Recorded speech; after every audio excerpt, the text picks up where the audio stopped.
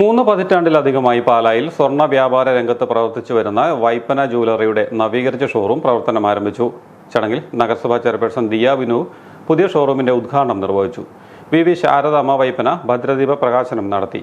Ward councillor Biji Jojo, വ്യാപാരി വ്യവസായ secretary VC Joseph, മറ്റ് നഗരസഭാ കൗൺസിലർമാരായ ബിജു പുളിക്കക്കണ്ടം, ടോണി തൈപ്പറമ്പിൽ, ബിനു പുളിക്കക്കണ്ടം, വ്യാപാരി വ്യവസായ യൂത്ത് വിംഗ് പ്രതിനിധികളായ ബൈജു വല്ലമറമ്പിൽ, അനൂപ് ജോർജ് തുടങ്ങിയവർ സംബന്ധിച്ചു.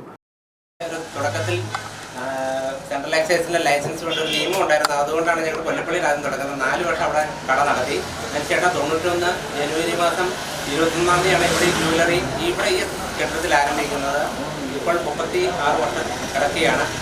നാളിതുവരെ ഇവിടെ ഞങ്ങളോട് സഹകരിച്ച എല്ലാ ആൾക്കാരോടും, കസ്റ്റമേഴ്സിനോടും, അധികാരികളോടും എല്ലാം വളരെ നന്ദി പറയുന്നുണ്ട്. ഇവിടുത്തെ ജീവനക്കാരോടും നന്ദി പറയുന്നു. ഇന്നിവിടെ എത്തിച്ചേർന്ന എല്ലാവരോടും ഒറ്റവാക്കി നന്ദി പറയുന്നു.